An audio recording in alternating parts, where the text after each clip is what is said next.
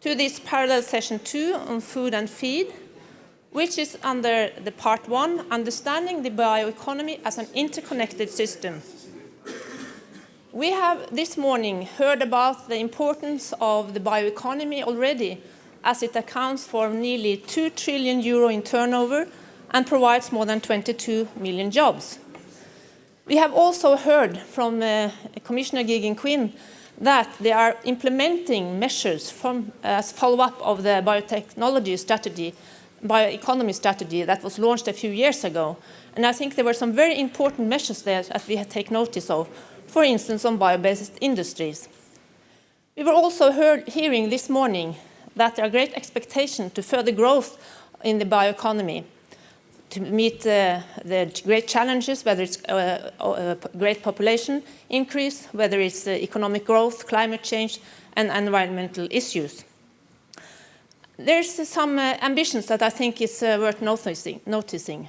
One of the ambitions is that in the bioeconomy, you should use all of the biomass.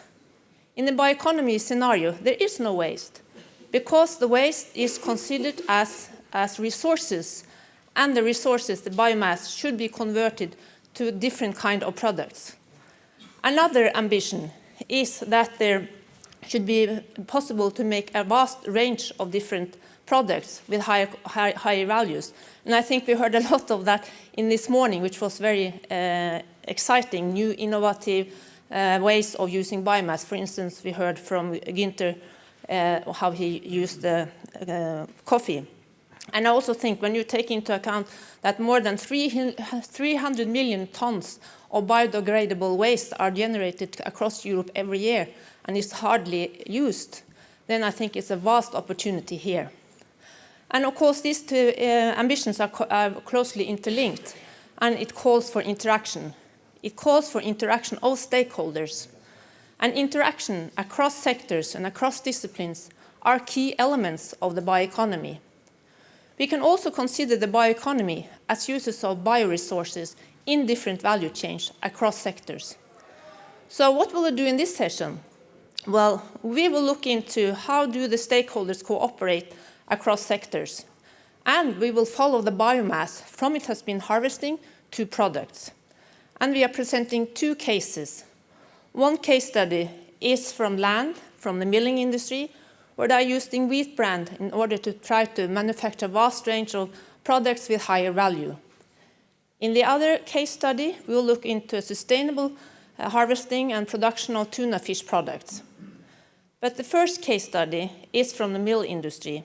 And then I'm delighted to present Professor Kneifel. He has a long CV, so I have to have some note here. The first case is from Serval, which will be introduced by Professor Wolfgang Kneifel. He is the group leader of the Food Quality Assurance and Food Safety Laboratory and the Christian Doppler Research Laboratory for Innovative Brand Biorefinery. He holds several memberships in scientific associations like Austrian Association of Food Scientists and Biotechnologists. And there are still more in that CV, but I think this must be sufficient for now. Professor Wolfgang Kneifel, please. The floor is yours.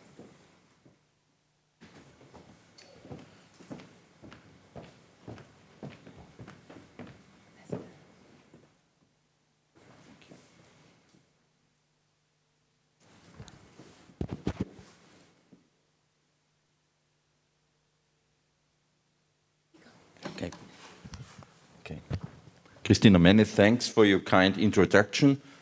Ladies and gentlemen, I'm very happy and I'm very pleased for having been invited to contribute to this very interesting event.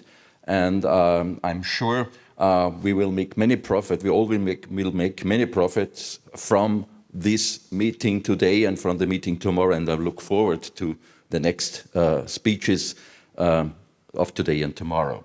What I'm talking about is the so-called Cereval project. This is an Christian Doppler laboratory, and I'll come to that point in a minute. And I would like to introduce to you first the infrastructure of our project. The infrastructure is very important to run a project because it is something like a fertilizer, it's something like a soil for a project. You need always to come up with solutions, to come up with results in the project.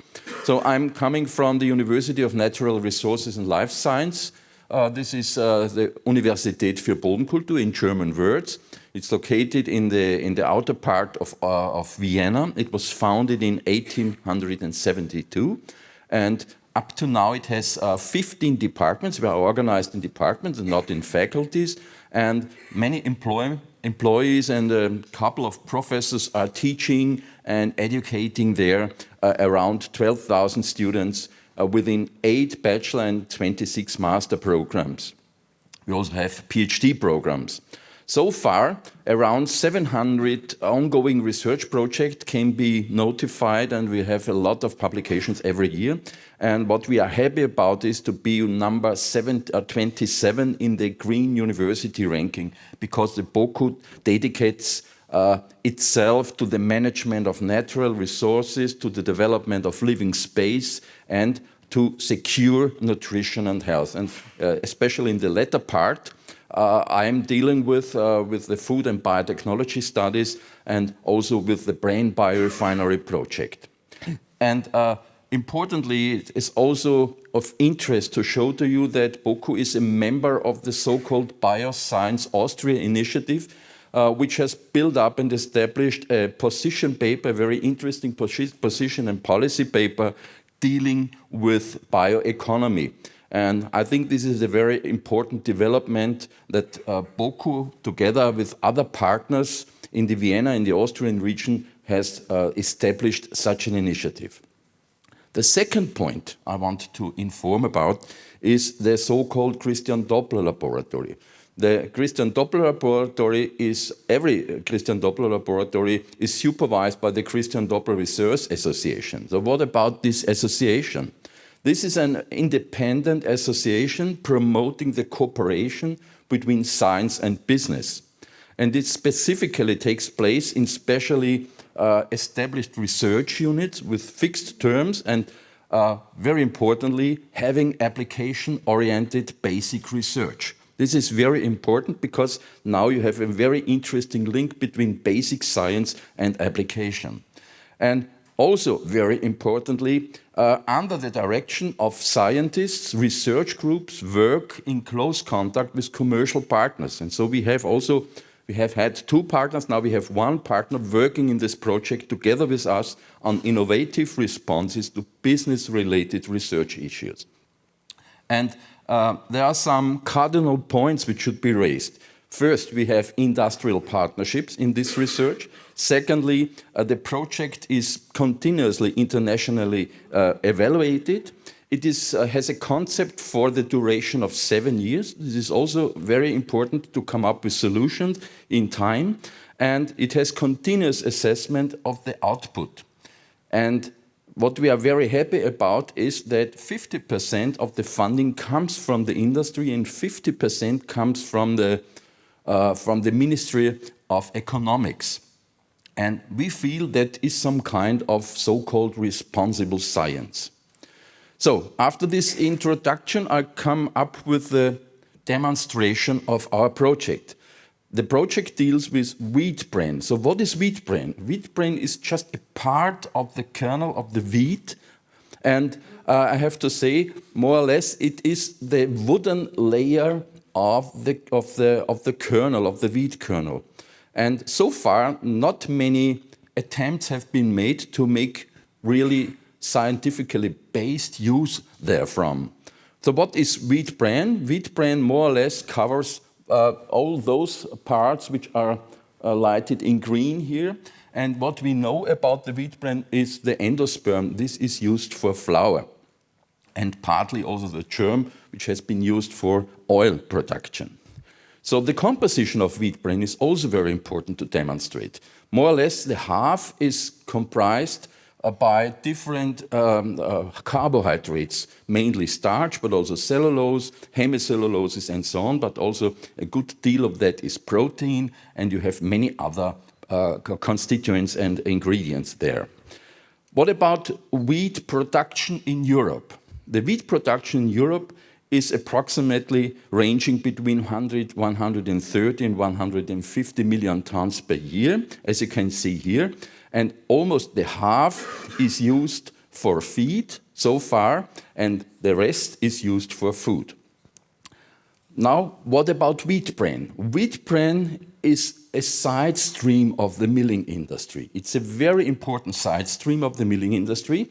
And according to recent data, there are about 10.5 million tons per year accruing from the milling industry in the European Union. Worldwide, it's much more. It's over 150 million tons per year. So it is worthwhile to consider this material as a very important source. So where are the major producers? The major producers are on the one hand China, Russia, India, United States, and also France. Now, more or less, the details of the project in a very brief overview. The Cereval project is a so-called biorefinery project. What is a biorefinery? A biorefinery aims at substantially and energetically completely utilize the biomass. This is very important, and the future vision is to have a self-standing mill with all the side streams undergoing utilization and further use without any waste, as we have heard today. And you need to use many specific knowledges from the chemistry, from the biochemistry, from the biotechnological part, from process engineering, agricultural science, and so on, as you can see here on the slide. So for that purpose, I have to say, you also need to have an interdisciplinary team to come up with solutions. What are the biorefinery concepts so far known in the industry? We have heard about the lignocellulosic-based biorefinery, mainly using wood and also other byproducts. Then we have the crop-based biorefinery, and finally we have the green biorefinery. So where could we place the bran biorefinery? You can place the bran biorefinery at any of these shown examples, because you can go to produce hemicelluloses, you utilize the cellulose, further go, for example, into bioethanol, or from starch you go also to the ethanol, or if you use the green biorefinery branch, you come up with a result of lactic acid production, then going into plastics and so on, and finally also protein ingredients, meaning amino acids. So what we are doing, very briefly, this slide shows that we think about direct use or slight modification of the bran, and then subjected to different areas of the food area, but also of the feed area. Sometimes it is necessary to disintegrate the bran, to influence it by mechanical or thermal treatment to produce, for example, extrudates or other products.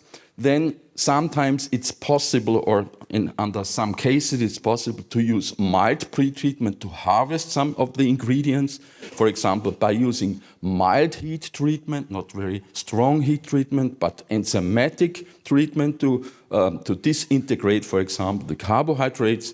Then severe thermal treatment, and then you have to come up with solutions in the direction of separation processes. And then also you apply fractionation. So what is the challenge about that? The challenge is that you have many side streams, and you have to come up with solutions what to do with the side streams of any of these cascade steps. And very importantly, you have to have a very clear and a very strong analytical monitoring, looking on the results you receive from the different steps. And last but not least, the industry is very much interested in having market perspectives. So I think it would make sense to combine natural sciences, life sciences, also with market research in this respect. So I think that such a cascade is very nicely in agreement with the policy recently published in this interesting paper I've seen in the web This is the magazine of bioenergy and bioeconomy, and I think this approach, especially the Brain biorefinery, meets very nicely the concept introduced there. So the last slide just shows you where you can go with wheat bran and where you can go with all these steps. You can go into the food area, thinking about solutions. It should be healthy solution. It should be a safe solution. The same applies for the feed industry, because the feed is the primary production initiative going then into the food direction. Then you can produce out of wheat bran a series of platform chemicals and also building blocks, which further are subjected, for example, to the non-food area, to the fuel area, to the energy, to the bioplastic in different cases. That was what I would like to introduce to you, and I thank you for your attention.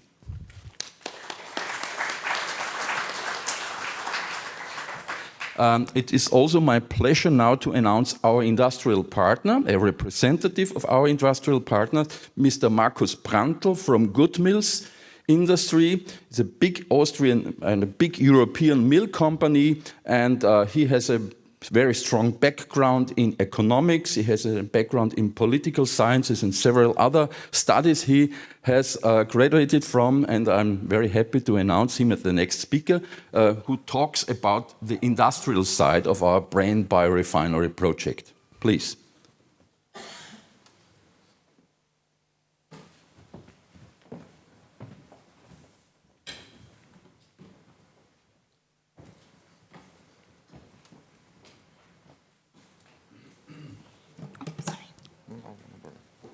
It's working with this? Okay. Thank you very much for the introduction, dear ladies and gentlemen. It's a pleasure to be here, and we are very happy as Goodmills Group that bran is one of the topics of this conference. Bran, a very important byproduct of the milling process, is not always seen. It's also a thing which in our industry you have to deal with, but you are not really looking closer to it. Before I go to more details, just may me allow to introduce our company in 2-3 sentences, because I think it also helps you to get a better understanding why we invest money, but also a lot of time to such a project. We are European leading milling company with market share about 16%. So you see, milling is still a very local normally branch, and you have very small little mills in the countries. We are working from Hamburg to Sofia in 7 countries. We have at the moment 25 mills, 2,300 employees working for us, and almost a turnover of 1 billion euro. Where we are situated, you just see on this slide, you see we have a very strong focus in the Central and Eastern European countries. The headquarters is in Austria, as was mentioned before. As you might know, milling is a very traditional branch. The production process is known for several thousands of years. Of course, there were little developments over the years, how you use the yield to raise it. Also, the hygiene standards changed. Mills getting bigger, you can process more grain on a one day, but generally it was always very little steps forward. Normally in every mill, like we have, very good quality managers to look that the food safety and everything is clear. We also working this perspective with laboratories and so on. But it's not coming to have our own research department, not we do. And nevertheless, 3 years ago, we decided we want to make an example and make a step forward, a good example for the branch as a leading company. To give you an imagine, for us, bran is 600,000 tons per year, which we are producing. As you heard before, you can, from the corn, you can use 80%, and 20% the remaining part is bran. So it was quite obvious from our side to have a closer look how we can use this bran maybe in a different way. At the moment, we are normally selling it to the feed industry, and it's their main product to grow up animals, which we then later sometimes have on our plate. The second very important step or goal was to have a more integrated network to the science. where we were a little bit little in the past, and we were not really connected and had a really good network. We are very lucky having the headquarters in Austria, that the BOKU is just in our neighborhood, a university with a very good international renommee, which you also could see from before. So it was quite clear who will be our preferred partner. But we also were a little bit afraid of too much bureaucracy, to have right solutions done and so on, and that's why we were very happy to have it in the cooperation also with the Christian Doppler Society, which we heard before. At the beginning of this project, we were very open. We were not really knowing what we should focus. For us, it was just two things very obvious and important. First of all, what would be potential markets beyond the feed industry where we can sell our brand in the future? What are the possibilities to deal with brand, how you can modify it, but also, of course, as a company where you have sustainable, profitable markets. This is quite clear. This is also that we, in a second step, were looking that the scope is not getting too wide. Of course, from a scientific point of view, from an academic point of view, there are a lot of questions which deserves more surveys, more studies, and go into details. But in the end of the day, of course, we want to get back profit from the investments what we are doing. And that's why, and you see it already on the slide with our partner, we decided to have some points which we are concentrating, and what are points where we then decide how to move on and how to put our scope and our focus on different fields. It's the feasibility, yield, which is a very important topic in our branch, where you have very less margins, because we have oversized markets in a lot of countries, especially in the European Union. So most of all companies have, if they have a profit, a very small profit. So this is also where you can get an advantage, a competitive advantage, application, revenue potential, future potential, safety and quality issues, budget, of course, and a very important topic for us coming out of the agro industry is sustainability. This is where we grow up, and this is what we know, and this is one of our core values, which we also want to go further.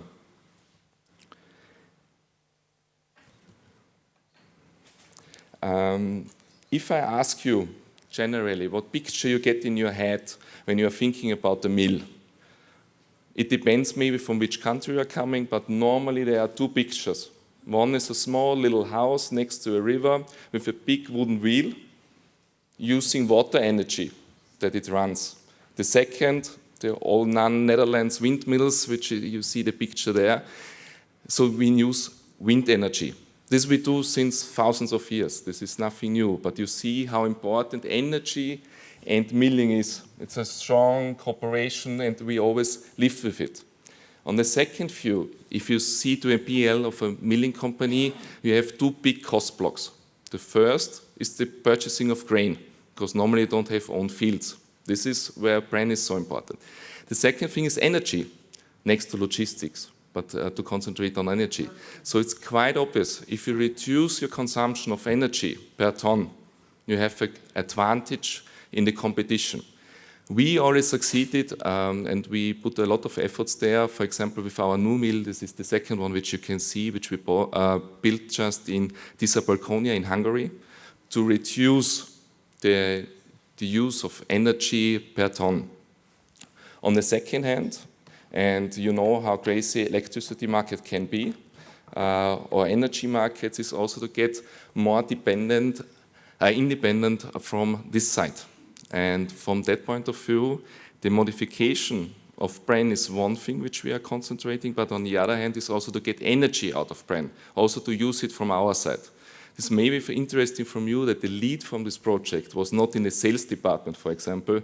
It's just looking to the markets, and was the technical department by our company, because this was one of the strong focus that we also can use bran in a certain way from ourselves or from our side.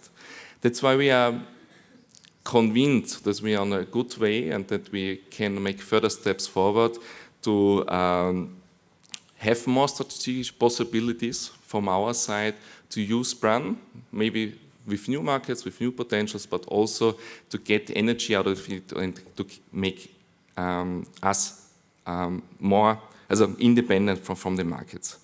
You see, it's a very interesting field which we are working together with our partners, and we are looking forward to get more steps beyond and to succeed. And thank you for your attention.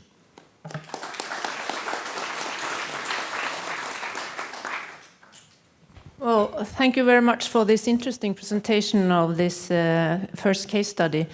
I think we will allow a few comments or questions, if there are any in the audience. Yes, please.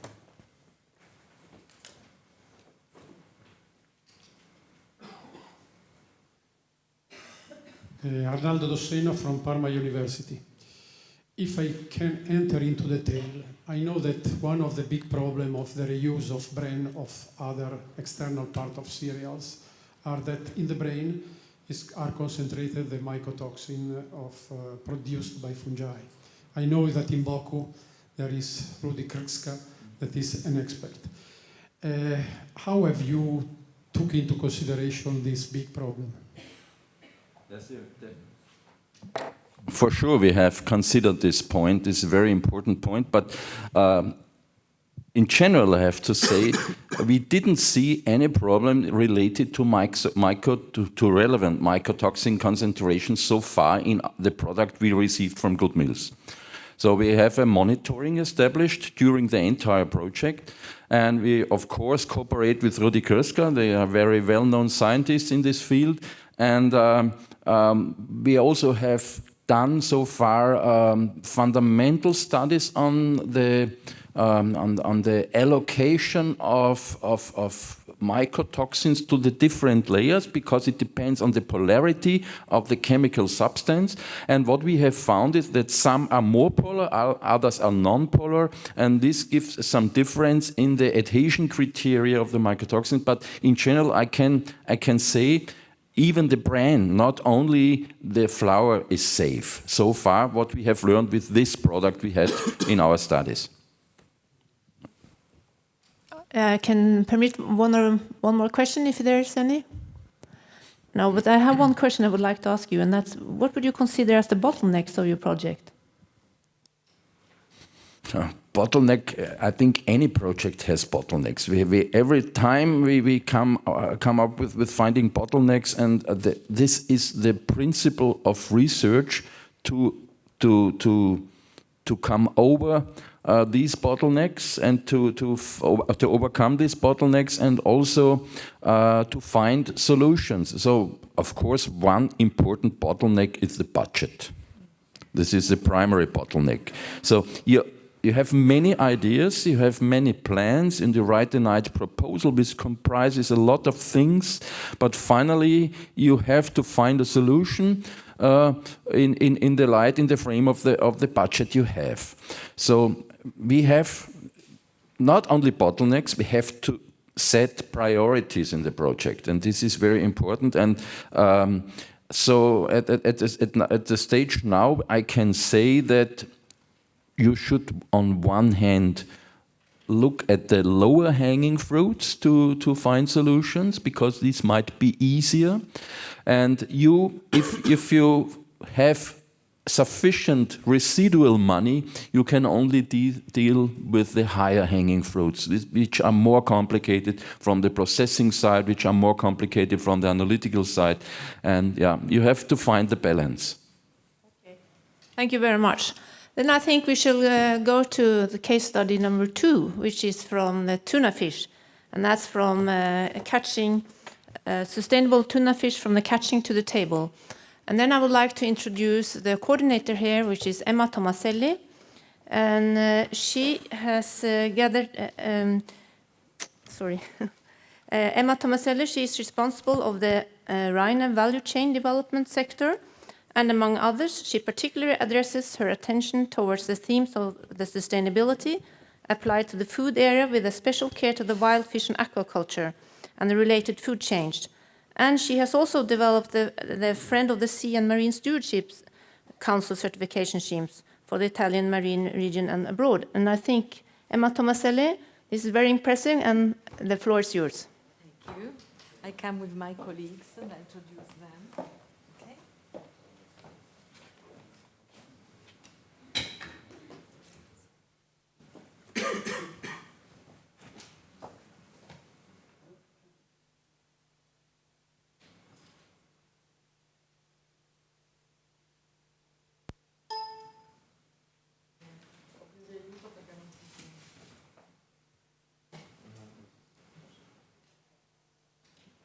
Okay, thank you. Good morning to everybody.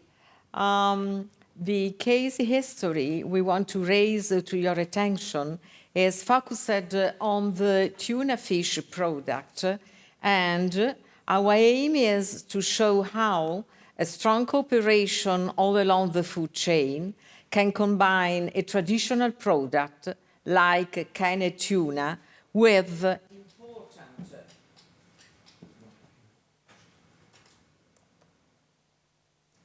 Okay, thank you.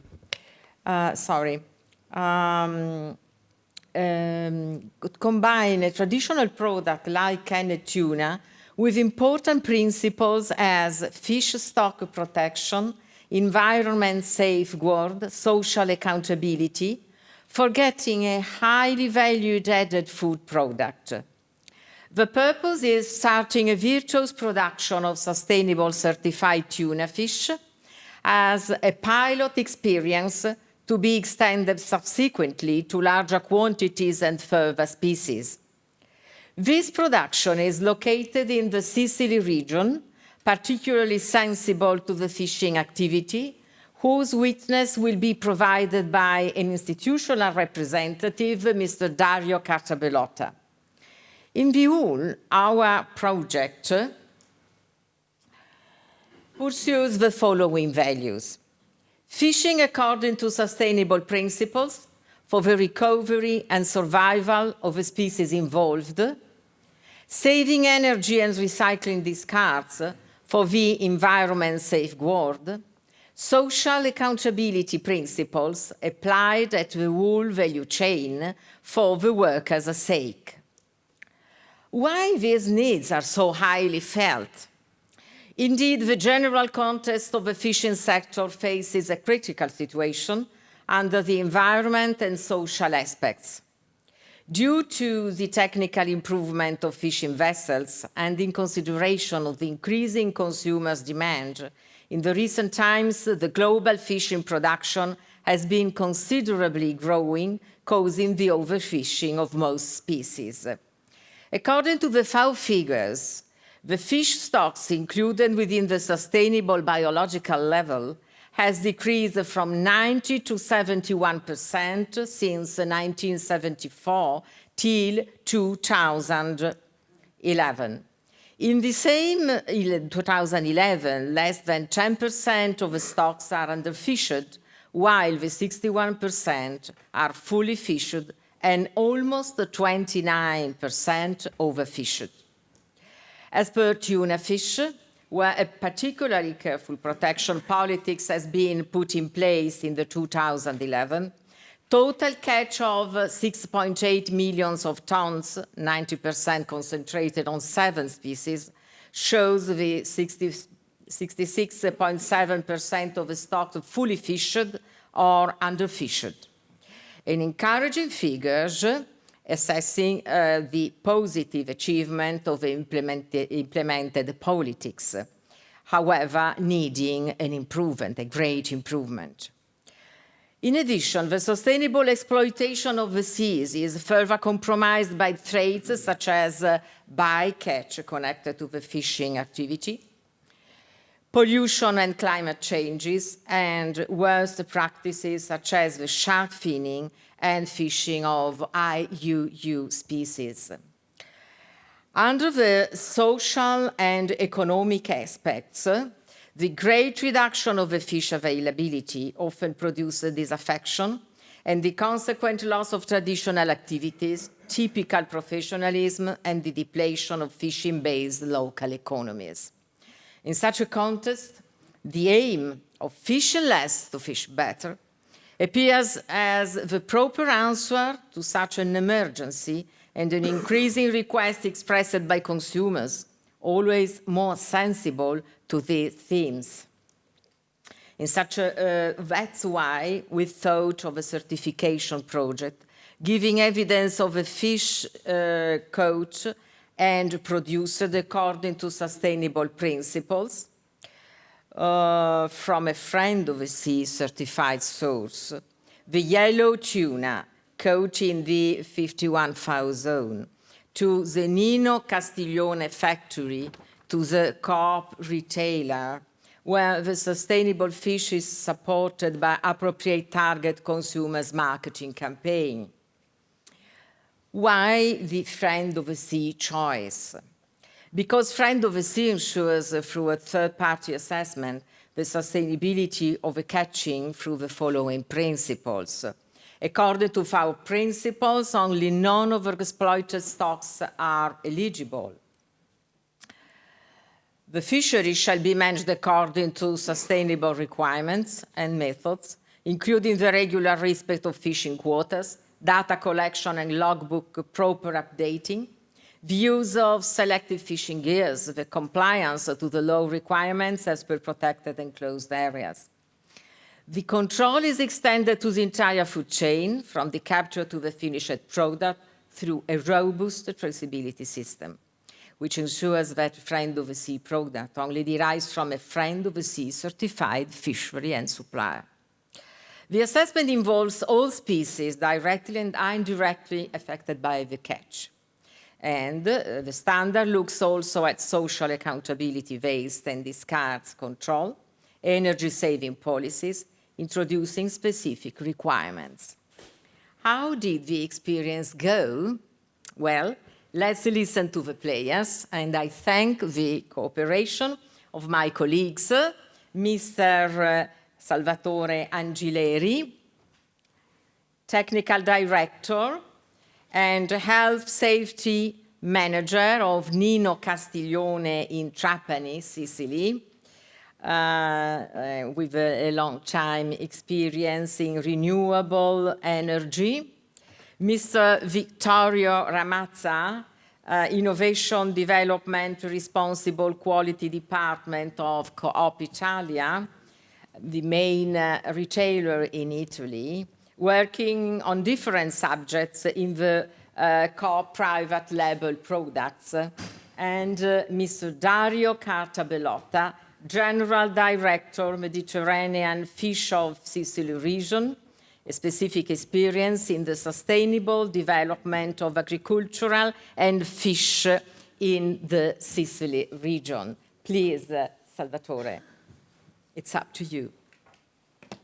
Thank you very much for the presentation. I have to go ahead? Okay. Ladies and gentlemen, good morning, and thanks for inviting us to Nino Castiglione. It's an industria of tuna can, and we start with the introduction of Ms. Tomaselli. As mentioned in the previous speech, tuna, like other seafood, has experienced moments of severe stress that has led to a situation of strong depletion of some resources that were not able to maintain an acceptable rate of renewal.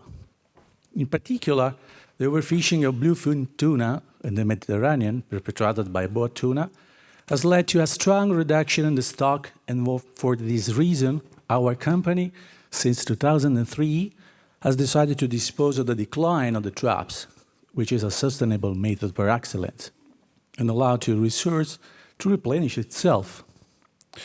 Nino Castiglione, believing to be an integral part of a chain that goes from the owners to the producers, distributors, and last but not least, the final consumer, more and more sensitive to the topic sustainability, has been the first company in the Sicilian tuna sector to undertake the articulated path leading to the voluntary certification Friend of the Sea, which complements the already stringent regulation EC 1005, which protects fish stocks sold in Europe by illegal fishing, which has produced so much damage to both the tuna stocks and other fish species.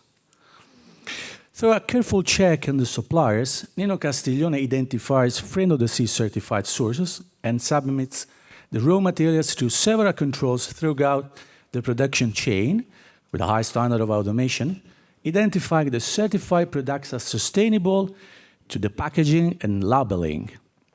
Our aim was to start a pioneering part with a virtuous design, although limited to a small amounts at the moment, organizing with COPE a friend of the sea chain starting from certified yellowfin tuna caught in Favaria 51, as said before, maintaining traceability all along the supply chain, as far as the COPE Italia shelves.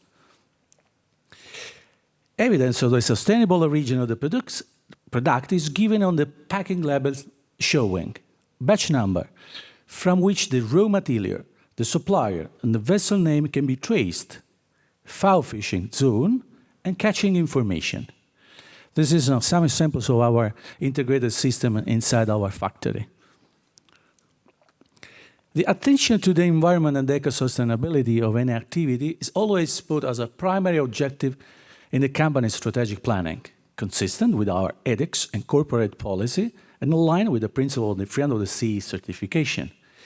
Over the years, Nino Castiglione has focused on a series of actions such as replacing plastic packaging with cartons, wastewater treatment for reuse and sludge processing, and alternative energy introduction.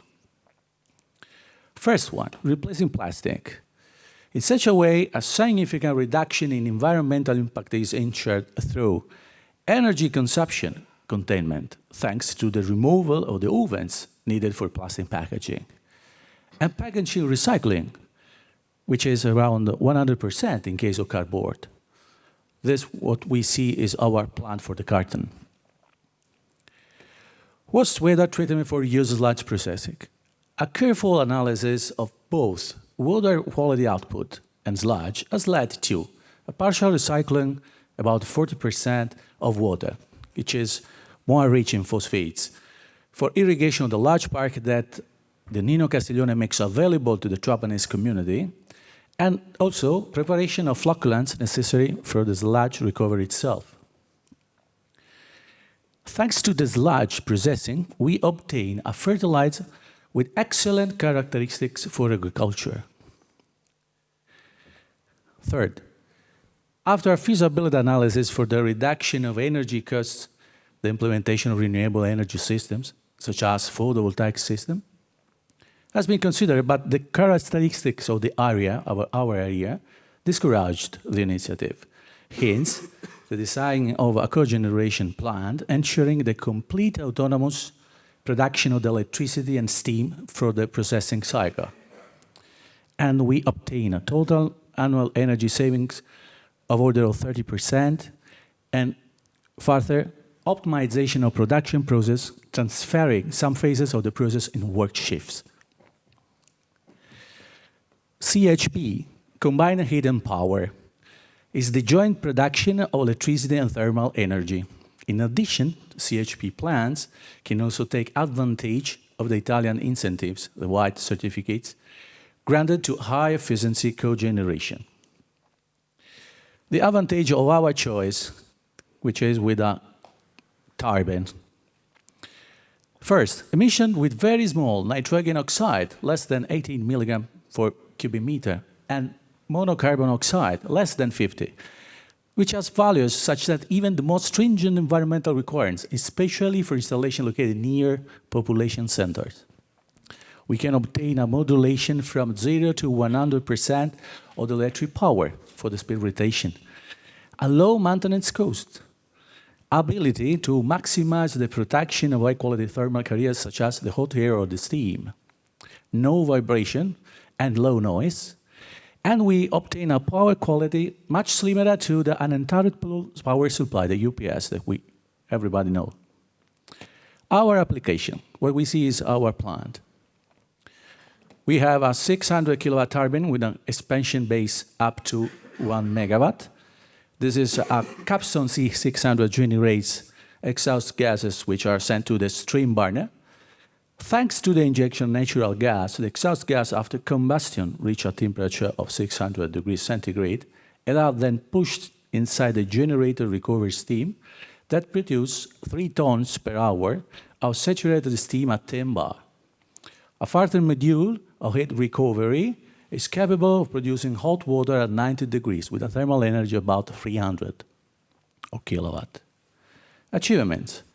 With a consumption of rated power of 190 cubic meters per hour natural gas for feeding the turbine for power, and another 150 cubic meters per hour natural gas to the burner area, we obtain with an average of more than 3,000 hours per year's operation, a savings of 30%, electrical power generated at the moment 600 kilowatt.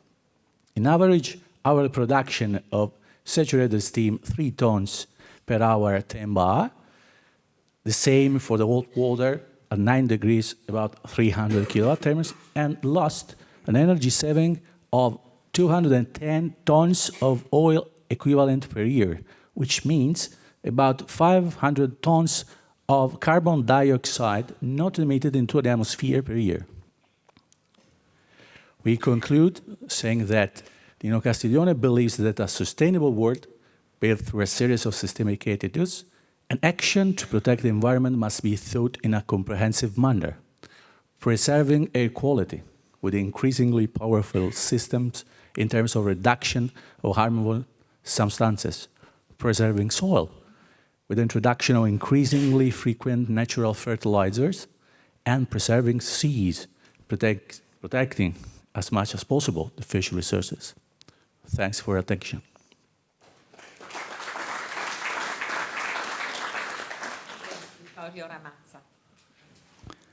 Good morning, ladies and gentlemen.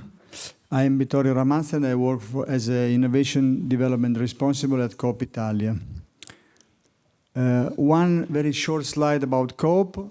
Everyone in Italy knows Coop, but I suppose not the foreign people. So Coop is the largest Italian retailer with a retail chain with a turnover of more than 12,000 billion euros. It's a group of companies composed by 105 consumer cooperatives. Some own only one shop, some of them own 80 to 90 shops.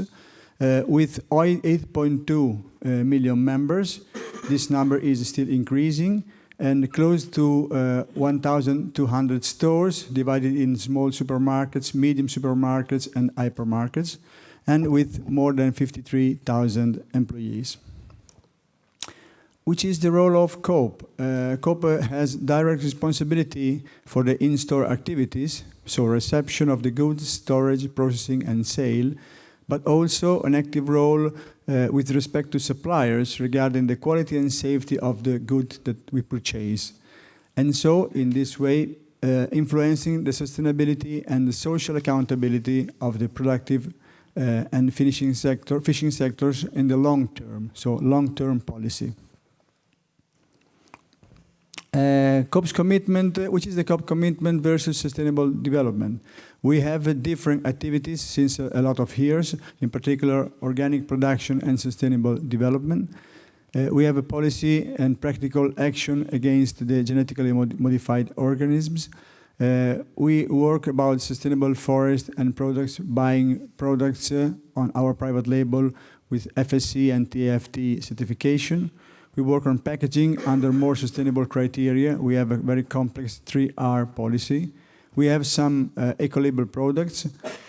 We also buy products not under our private label, but the products that we can sell in our shops from the slow food procedure. And of course, coming to our activity, we have activity on sustainable fisheries. On this last subject, we have, since a lot of years, intensive relationship with the two main environmental organizations, Greenpeace and WWF. This allows us to have a fruitful exchange of information and the regular stimulation in order to update our company policy on the sustainable fisheries. Coming to some facts, what have we done?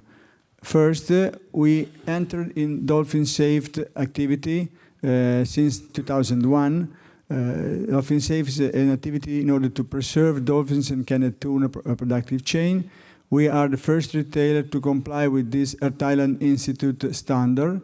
And with this policy, Earth Island Institute can estimate that marine mammals and dolphins mortality has been reduced by 95% thanks to this initiative. But more than this, the year after, we entered also in the Friend of the Sea standard with the engagement of environmental and sustainable fishery in the respect of marine ecosystem. And this, at the moment, this Friend of the Sea is applied on the other fish products. I want to show you what is a recent activity on tuna from last year. I know that is difficult to read for you, but I've summarized it in the down part of my slide the summary of the information. So we have decided to supply additional information on the paper cluster, on the back part of the paper cluster, collecting 2 or 4 different cans. And we put this voluntary information, so the information that we use only adult subjects. We don't use long liners. That is a fishing system very in discussion. We have a 8,000 certification of all the suppliers, also the suppliers of the tuna fish sector. And also we put the indication of the FAO fishing area where the tuna is coming. Sorry, exactly. But we have worked since last year also at a new logo that will substitute in the last part of this year the previously used logos. So this logo is called Pesca Sostenibili, so sustainable fishery in English. This will substitute the logo we used on the tuna fish products, and they use and the logo Friend of the Sea on other items, and also a logo Pescato a canna, tuna fished direct fishing, I say, because we want to put some order in all the different type of labels existing on the co-private label on fish products. Also, more than this, we want to increase, if possible, the number of fish items coming from sustainable fishery, eventually covered by other schemes. Exactly. In particular, it will be possible that some suppliers certified following MSC standard or Alaska Seafood Marketing for the salmon, etc., could join our shops with the products if they are covered by sustainable fishery policy. At the moment, this is real, 16 tuna COP items, so everything, both cans and jars, are covered by Pesca Sostenibile, and 20 fish COP items, both frozen and extra fresh, are covered by Pesca Sostenibile. Last information I collected yesterday afternoon, coming here to Torino from my colleague working on directly application of this label, is that every supplier has been charged to shift from the previous label to this label, and some new items in function of the stock they had are now coming to the shop in these weeks. Another activity we did some years ago was the decision on the Atlantic bluefin tuna. You know that this was there were strong discussion some years ago about the possibility to this tuna to disappear from the Mediterranean area. COP decided in May 2007 to totally exclude Atlantic bluefin tuna, so that what is called Tunus tinus, from the COP stores. And we have also decided to communicate the reasons of this choice to the consumer through the usual means we have, in particular in-store signs, consumer monthly press. Every consumer received one newspaper monthly, and information available on the website, etc., etc. COPS has estimated that with this choice, at least 6,000 tunas could be saved every year and can contribute to the repopulation in the Mediterranean area of this type of fish. This was on the left. This was our campaign. Let's broke a hook for the red tuna in English. Some economic figures about the tuna market for Coop. So at Coop, the role of the private label is very, very important for tuna, owing to the high quality of the tuna and the olive oil used. This was a choice made by Coop in the past, and also we can confirm now. So the share of the Coop tuna is about 41% in olive oil and 62% in natural tuna. And the global share, because the olive oil tuna is accounting much more, is about 43%.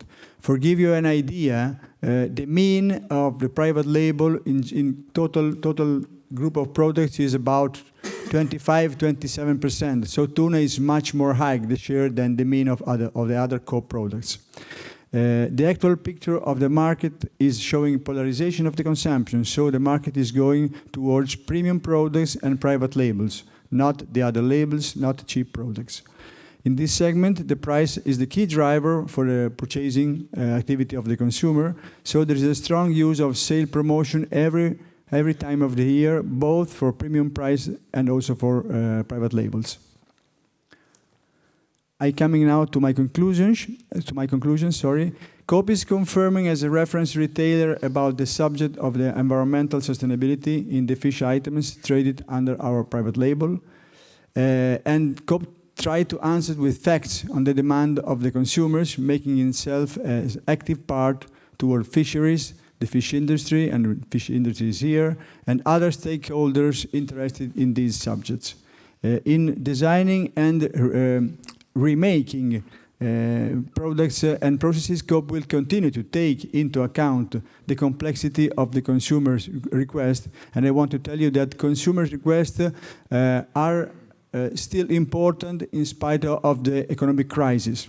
So some consumers probably they do not go they shopping to Coop, they are not interested, but the consumers going to Coop have less money to spend but are still interested in those subjects. And sales figures confirm consumers' appreciation of this approach of global responsibility. I thank you very much for your kind attention, and I pass the floor to the next speaker. Thank you.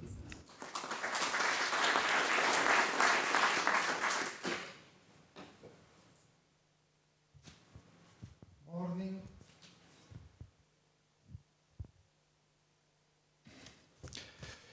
Sicily is the largest and the most populous island in the Mediterranean Sea, with 1,000 of coastline and 100 of ports.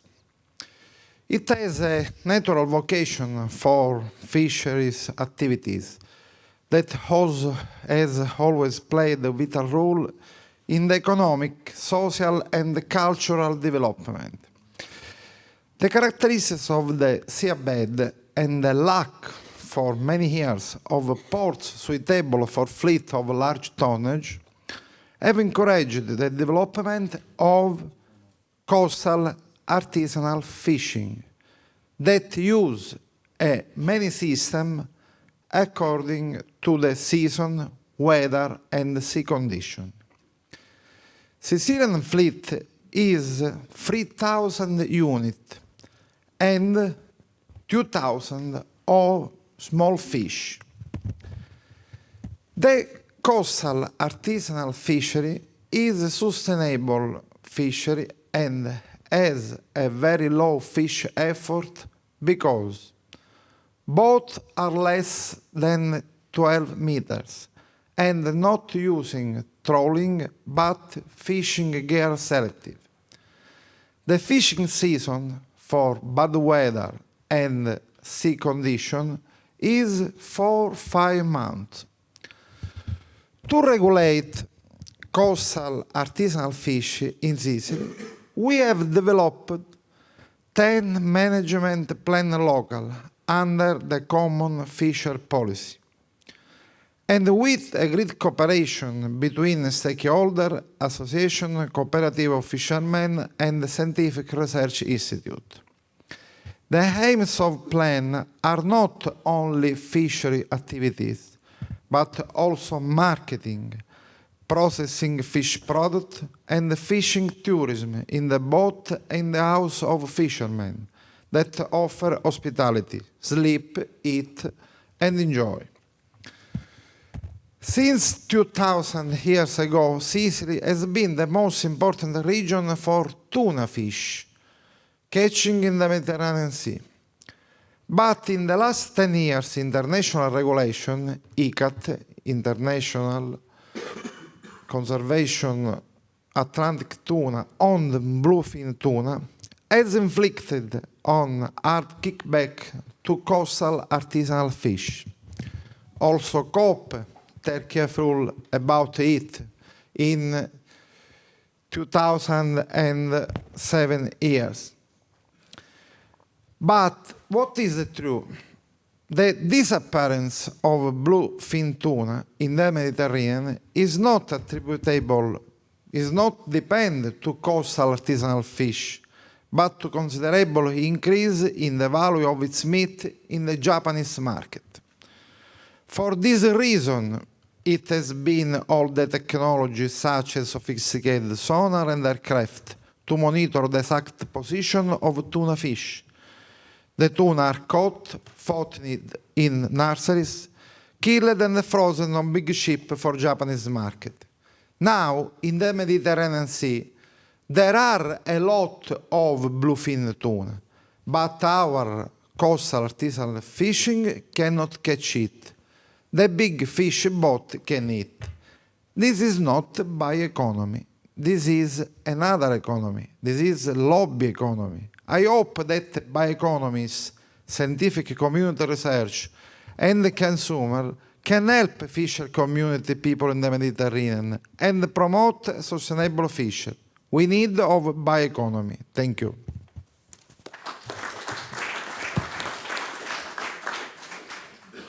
Okay, thank you very much for the presentations on this tuna fish case. I think I would like to open for some comments and questions directly first to the tuna fish case, and then we will have a general debate. Are there any specific questions to this tuna fish or comments? Yes, please.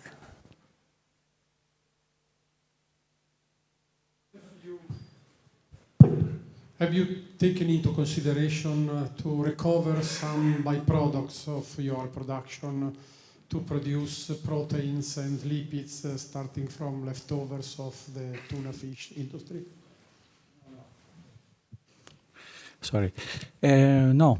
The rest of the tuna we sell to a company, a Greece company, that does pet food for visoni, come si dice? Visoni. Yes, for that. Animals, for breeding small No, not in factory. No. Any other question? Thank you. Well, then I have a question myself. So you're saying you're exploiting 100% of the biomass from your harvesting the tuna fish until it. You are exploiting 100% of the tuna fish somehow? I mean, if you have some rest products, you will use them. Our products are only in Italy, not in other part of the world. Only there. Yeah. Another question as well. How do you consider the international collaboration within a tuna fish regulation? I mean, you are very concerned about this being a sustainable fishing, and you are also being very comprehensive in showing the different approaches you have to ensure sustainability in all aspects. But how is the international collaboration when it comes to harvesting? We are available to all collaboration. We accept every idea that arrives. For example, we are the first that started with the cogeneration plant. I know in the world, because tuna sector never interested for the cogeneration system. So if there is any international systems or international board that interested to cooperate with us, we are always open to every idea. Also, Dario Cartabellotta from the Sicily region has something to we have need a great collaboration with research scientific and authority that regulation bluefin tuna in the Mediterranean Sea. Why? Now there is many bluefin tuna, and it is very important to promote a new approach about the system that around artisanal coast fishing and not only about big fishery. This is the most important thing in the Mediterranean Sea, and this is the history of bluefin tuna in the Mediterranean. Okay, yes. Sorry, I want to add something about the collaboration. I want to tell that as COP we have a long time collaboration with this company in Castiglione, and in my mind I remember that they were every time available for listen to our questions and to apply them. Of course, it's very easy to listen us and change something. For example, when we ask to print some additional information on the back part of the carton cluster, or change one label from one label to another on the packaging. And it's very easy and impractical with very small cost or no cost at all. Of course, it's much more difficult when we ask to go from conventional production to, for example, dolphin safe raw material, or now from raw material to Friend of the Sea certified raw material. Of course, this take more time. This is putting into discussion, of course, the different areas where to purchase the raw material, and of course, this could affect also, in some case, the price of the raw material. So this is much more time to answer to our question, but normally they are, and we suppose they will be also available to this. Thank you. Okay, thank you. I think we have presented here today two very different cases. One is harvesting from the sea, the tuna fish, and you have elaborated very well on how you follow this production and have a sustainable approach. And in the other case, from the brand meal industry, the case presented here has been looking very much into how can we use the biomass in diversified productions. I mean, it's quite another different approach. Both is sustainable approaches, but it's very different. So I think both cases are very interesting in their different respects. But I was a bit curious about how did you manage to have so much as 50% of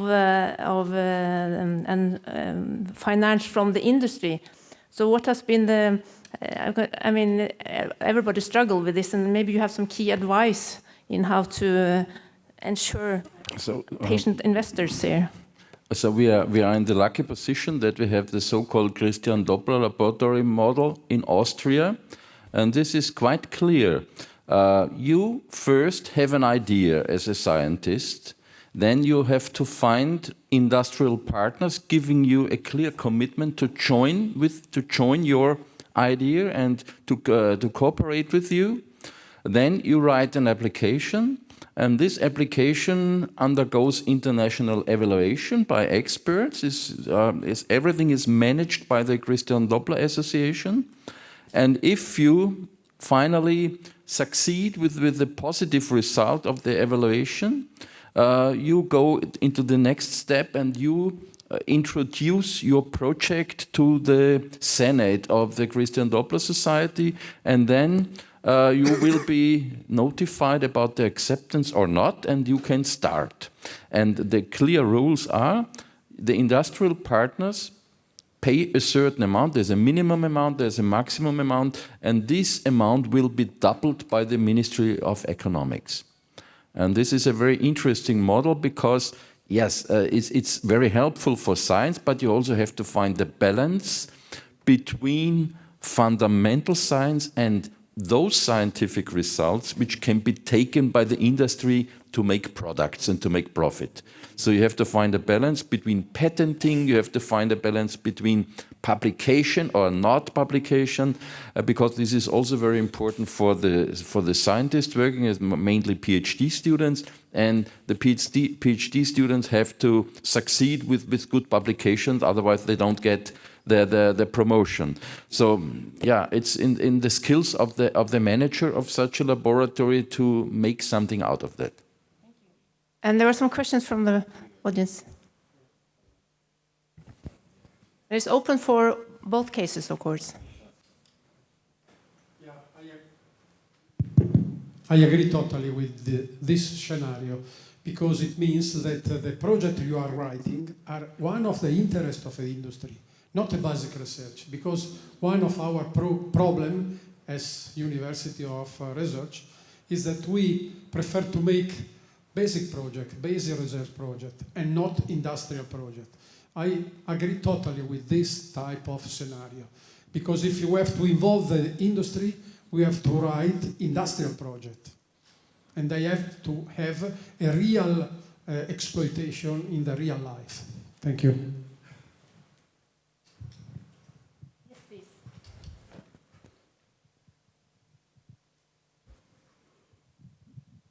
I fully understand the last comment, but if we want to go to bioeconomy, we need to change the rules. We cannot say we cannot go ahead because we need to make papers. Of course that we need to make papers, but we need also to give value in the professional development of a researcher, or the collaboration with companies, or the industrial research. It's just only a question of change of the valuation. How a paper in a journal that not always is nature, science, or science, is lower level, have more value than the collaboration with a company that provide industry, provide jobs, and make also science. We should not forget that the so-called basic science is the good one.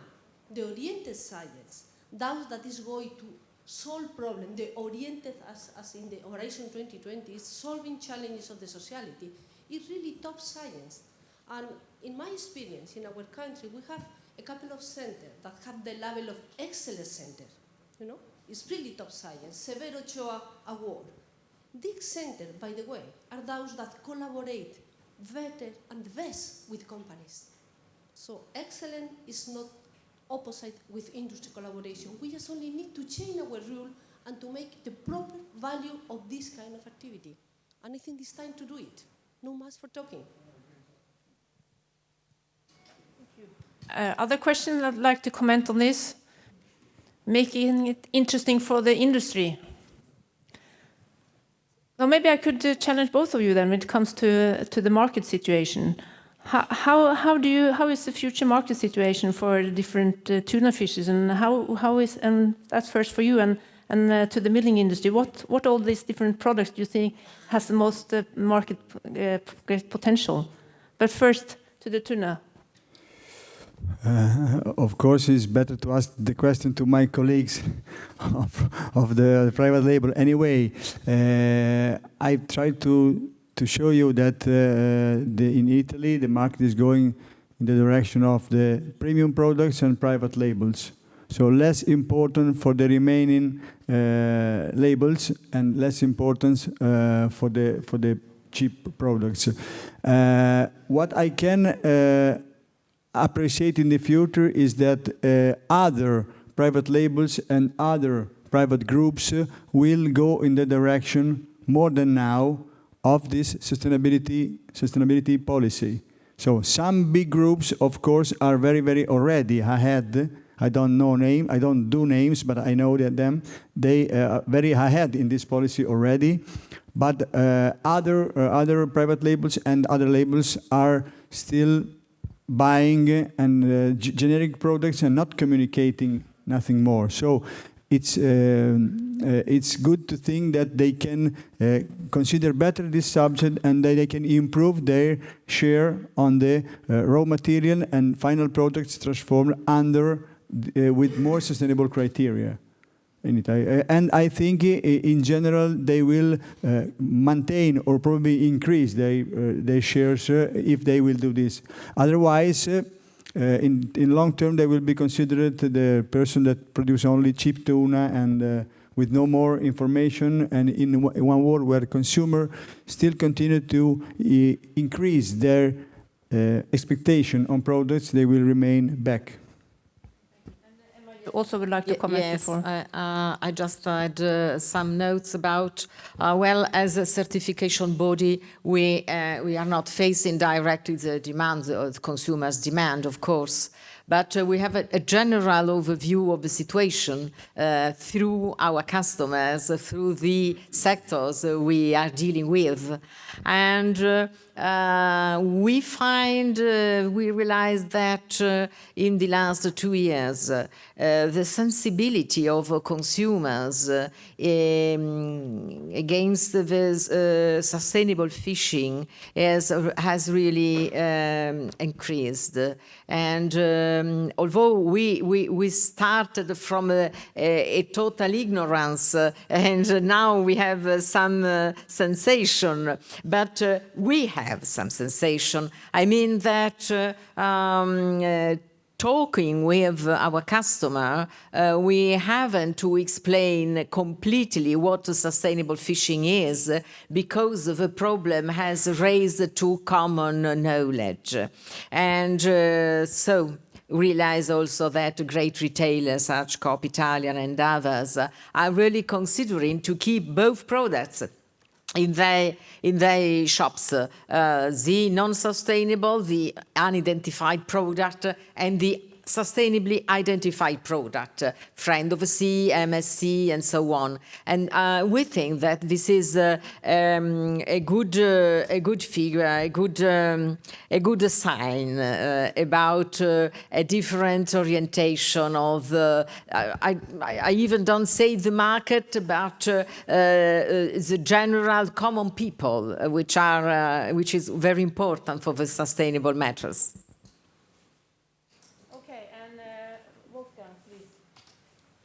And the question was regarding the market perspectives. Yeah, from different products. We have perspectives and we have aims to meet the perspectives. One aim would be from the food sector. So far, bran is used in special kinds of breads, but the disadvantage is that bran produces a very bitter taste. So you have very clear limitation. The second limitation is if you use bran to produce a dough, this means you have influence on the viscosity, on water activity, and on water intake and so on. You have to come up with solution. So one solution and one perspective could be to produce a bran or to modify a bran to make the bran or to have a better taste or to get rid of the bitter taste coming from the phenolic substances. This is one aim. The second aim, for example, goes to the feed area. Feed area is very important for bran utilization. So far, for example, it needs to be, bran is used to complement the feeding portions of, especially for pig feeding, but you have some limitation due to different nutrition factors. So we have to come up with solutions in this direction. And we could open up bran feeding, for example, to ruminants. Nobody really dealt with that so far, because we know that the ruminants can make use of using different bacterial strains in their body, which are able to enzymatically digest the bran. So how much could be used of this bran? So this is just one direction. This is more or less rather low-hanging fruits. If you go to the higher-hanging fruits, this means you put out substances of the bran, for example, the arabinoxylan or the ferulic acid, and the arabinoxylan could be extracted. If this can be extracted sufficiently, you can make, for example, xylo-oligosaccharide, which possess probably a prebiotic beneficial properties. But this then has to be estimated, this has to be assessed, otherwise you won't get a health claim on this. So we have a lot of things to be done. Thank you. We are, the time has passed 12, so I think, so I think we should try to close up soon, but I will permit a few more questions or comments if there are any. Yes.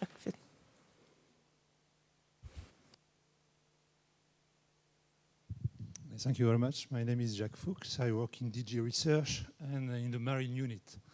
So I would like just to discuss a bit with the team on tuna, because in the Commission, in the FP7, we have an FP6, so the big research program. We have funded for many years a research on the bluefin tuna.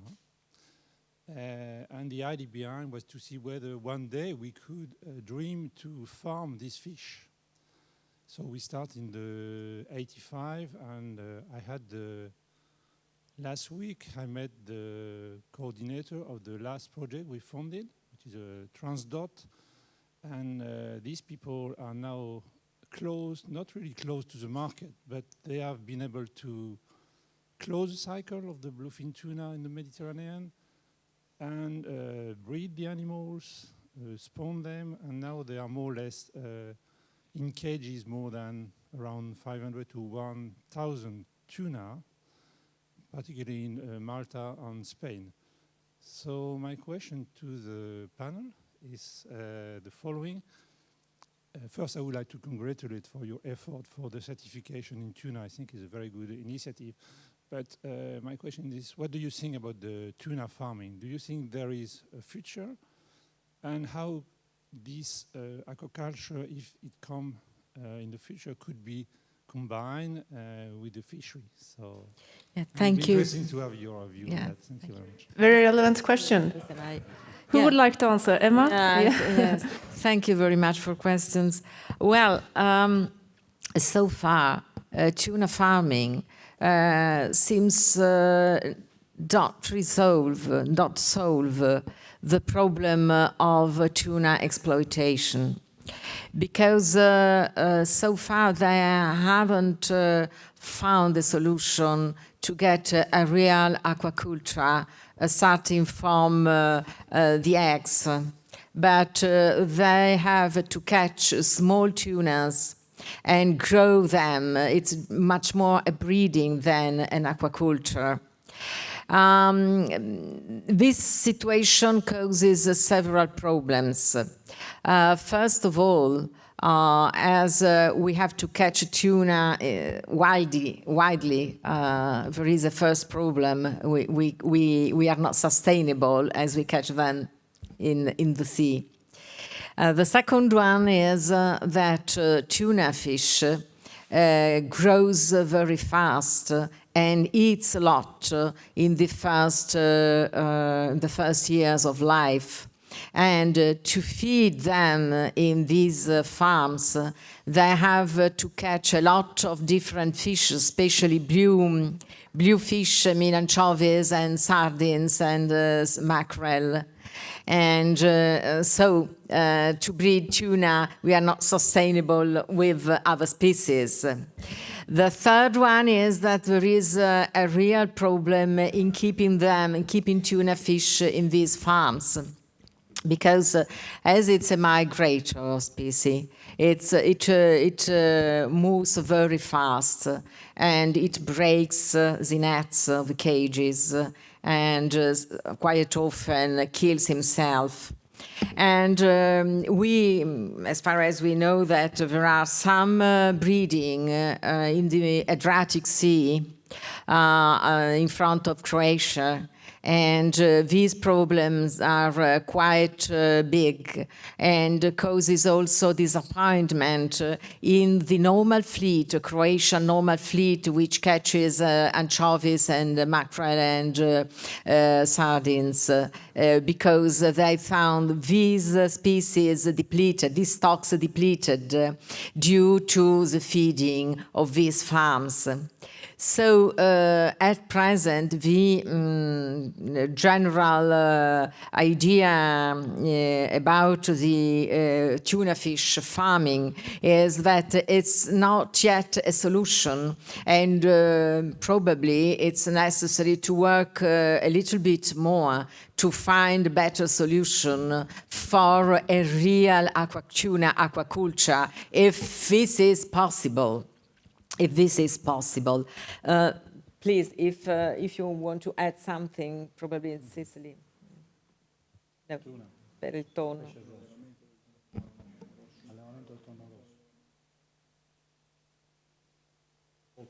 This is a situation. Okay, I think that I will not permit any more questions or comments, so I'll just do, yes, okay, one more. Okay, that's good, you're enthusiastic. Comment. I think that we need much more videos as the one we saw before in the first part of the meeting, applied to different sectors. And a deep involvement of DG Sanco, because we have to explain to the consumer what is the bioeconomy. And because we need bioeconomy, in particular in Europe, because we have no security of our cereals, of our supply of food. And so for the Europe, it's mandatory to have a strong bioeconomy. So I think that we have to push the DG Sanco and the other DG to explain to the consumer what is the importance of bioeconomy. Thanks. Thank you. And I think that leads quite up to a few concluding comments. And now I would like to have it.